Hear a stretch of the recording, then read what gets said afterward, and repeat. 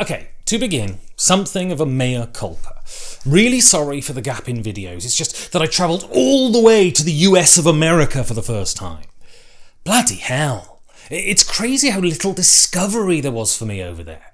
Sure, I met loads of new people and did loads of new stuff, but so much of going to the States is being reintroduced to the stuff you've seen on telly for decades. I cannot tell you the electric thrill I experienced when I saw a 7-Eleven or an In-N-Out burger.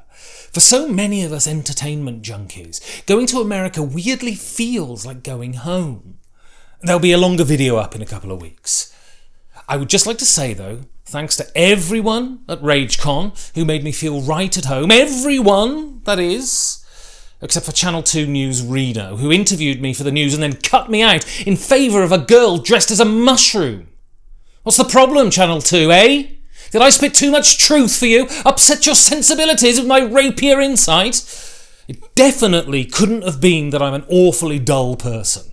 No chance in hell.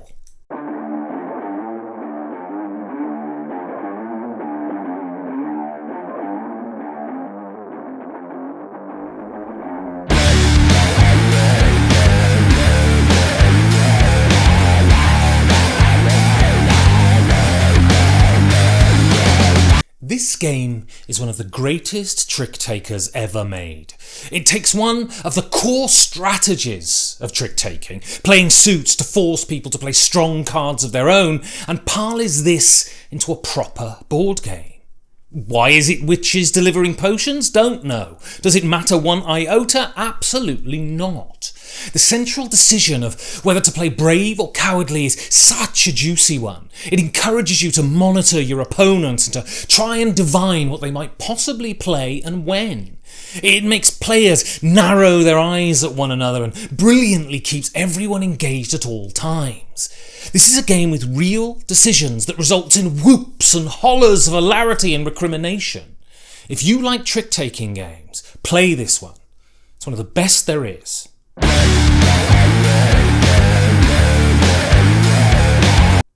There is a lot of nostalgia in this one. I bought it at my first Essen Spiel. Still, there are games that I bought there that don't come close to this list, so Spyrium must be something special. Why though? Well, it's just so cleverly designed. This central mechanism is brilliant. Part worker placement, part bidding, part push your luck exercise. It's also an engine builder and a race to get to the cards you need before those other bastards around the table get there first.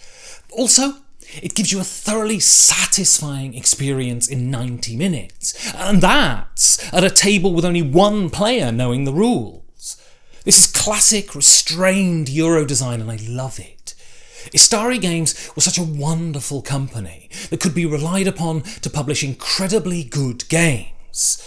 That was before they were consumed by the giant maw of Asmodee. To see their output since they were acquired, it's zero by the way, is to lament the rapaciousness of these huge companies sweeping in and buying people just to take them off the market. Piratical capitalism is a religion, and in the board game media space you see the attendant apologetics. But when you see the output of a company like Istari being throttled, well, there's no choice but blasphemy. There is no choice but iconoclasm. There is no more Spyrium. That is incredibly sad.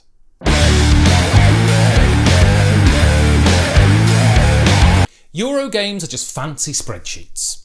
Euro games have zero player interaction. Euro games are just boring medieval themes. Fut. I mean, apart from the last one. Hansa Teutonica is one of the most sublimely made Euros out there and has more interaction than most war games, and you can come at me. The degree to which you can fuck with your opponents in this game is grandiose. Hansa Teutonica is a game that is engineered to encourage malicious and petty back and forth, and I love it. I played this in a modern game recently in one night, a modern game that has so many critics hot under the collar.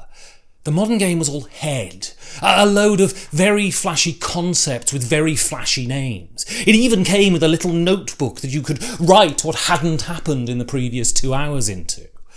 This was a game that wanted to make an intellectual point rather than offer a ludological experience. Then we played Hansa Teutonica, a game designed by someone who had no desire to flex intellectual muscles, who had no desire to comment on the milieu of games. They simply had the desire to make a bloody good game, and the difference was stark. Where before I was just waiting for that flabby, overwrought and pretentious piece of shit to end, I was engrossed by our play of Hansa Teutonica. I was invested in every second of the game. I loved every second of the game. This is what great game design does. It doesn't make postmodern critiques on the nature of mechanisms. Want to know why academics almost never succeed in creating the art they critique? It's because they're too self-reverential. They want so much to be thought of as serious, groundbreaking and profound that they forget to actually create the thing they set out to create. Hansa Teutonica wants you to be immersed in brilliant mechanistic interaction, and my God does it succeed. I could talk about its thesis on the aggression and acquisitiveness in nascent capitalism, but that would all be guff. That would all be sophistry. Hansa Teutonica is just a brilliant game.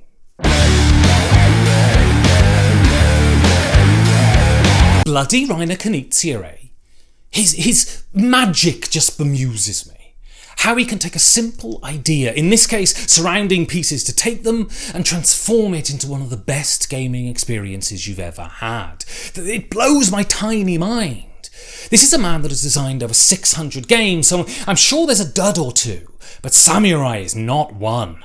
We all know what the other players have the potential to draw, but we don't know if they have access to the thing that will ruin our plans at this precise moment, and so it's our job to try and wheedle out the other players' intentions while feathering our own nests. The reason analog games are so compelling is that they reveal in real time, face to face, something about the people playing them. When Knizia is on his game, he is the master of this. He reaches into our brains and pulls levers that encourage us to act in certain ways. He understands us and will push us to do certain things. There is an element of psychology to game design, and Knizia is the master psychologist. Also, he's the king of economy, and Samurai is exemplary of this. It is so simple. Place a token, when a piece is surrounded, it goes to the player who placed the piece that surrounded it. And from this dead simple concept, he produces anxiety, tension, satisfaction and victory. He makes us more human through his game design because he produces in us more of that stuff that makes us human, all through the playing of a game. Bloody Rainer Knizia, eh?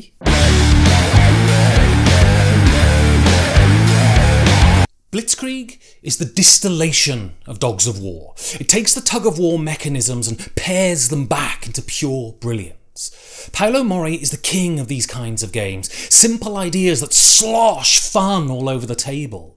With the same tools, he manages to do something different than the glacial purity of Knizia. His games feel more friendly, more colourful. Is Blitzkrieg a war game? There are many far more qualified than me that would say no, but they're not here, so I'll give you an answer. Of course it is. It boils conflict down into a global back and forth, a zero-sum game where there can only be one winner. Reductive, sure, but incredibly fun. This is mostly based on Dogs of War, but the blind token draws echo Samurai. There is something of Knizia in Paolo Mori's design. The year it came out at Essen, many of the people I went with didn't go to the show, so they could stay back at the flat and play Blitzkrieg. This is how addictive this game is. In fact, it's so addictive that someone borrowed my copy ages ago and is yet to return it. Paolo Mori proves in Blitzkrieg that two people can fit so much into 20 minutes. I do actual plays of journaling RPGs on my podcast feed. I write them, perform them and add sound effects. You should listen to them, they're great. Of all the games I've played on the channel, the one that really stays with me is Longhorn 1983. It's such a brilliantly designed game. Through a revamp of the wretched and alone system, it manages to be all things to all players. It is broad without being flabby. It is focused without railroading you. You can tell all manner of stories in this one, from the irreverent to the silly to the personally revealing. And all are plausible. All of them work. The story it helped me tell was a story of loss and the cost of confronting that loss, a story of solitude and loyalty, a story that explored the nature and importance of friendship. I was able to dig into my own past and construct a narrative that told me something about who I am and what I believe. Also, the beautifully deployed mechanisms keep the game tense and dangerous, but also allow the clouds to break and moments of joy to reveal themselves. This is not just a game, though.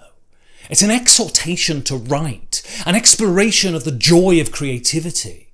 Whether you're a gamer looking for a cracking time or a writer looking for a tool to help them explore themselves, you will find what you need in Long Haul 1983. This is a brilliant one.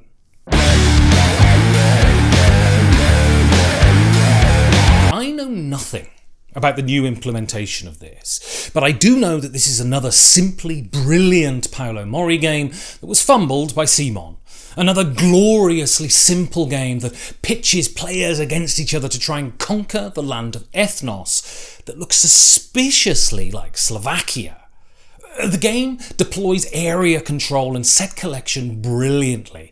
It offers decisions that are full of import.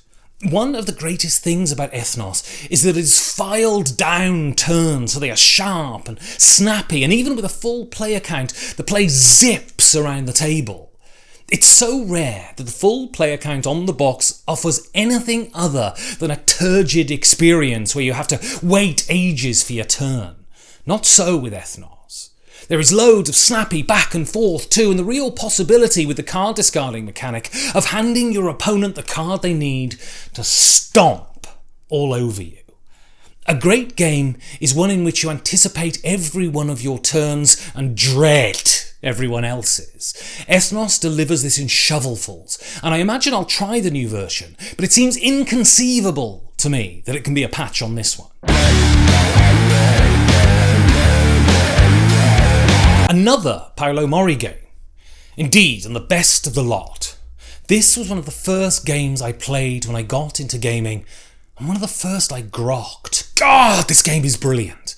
I hosted a game of this at the convention I attended in America. Two of the players were the sweetest pair of grannies you could have hoped to meet. 2 rounds into Libertalia, and they were slaughtering people left and right and laughing in demonic glee whilst doing it. This is a game that is an experience.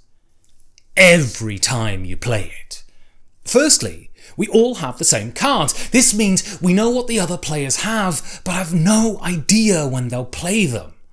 Then the powers on the cards work so brilliantly together. Combine the human with the mechanical interactions, and you have a game that is simply a riot every time you play it. The version I played was the old one because, as a grown adult, I can handle a bit of darkness and grime. In fact, I demand it from time to time.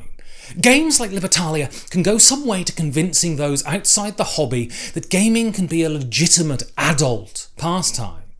Unless you take all the meanness out of the game and cover it in bloody anthropomorphic animals. In fact, why don't we turn all bloody games into glorified children's books? Then none of the oversensitive dickheads on Twitter will be offended, and we can all drown in saccharine mediocrity together.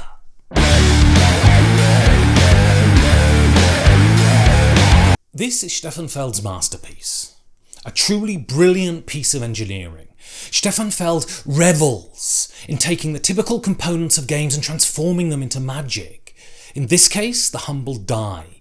He makes the rolling of dice something that we are so familiar with and makes it the engine of a brilliant game.